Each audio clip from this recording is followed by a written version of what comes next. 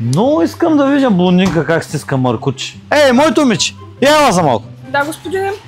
Тук съм ти приготвил едни части. Искаш ли да сгубиш един хидравличен маркуч? Какво? Хидравличен маркуч. Добре, хайде. Взимаш маркуча, слагаш чашата. След това вкарваш на крайника. Същото го правим и от другата страна. Сега настройваш машината. Това е бързосменника. С него сменяш челюстите. Долу имаш два педала, десния газ, левия спирачка. Ясно. Палим!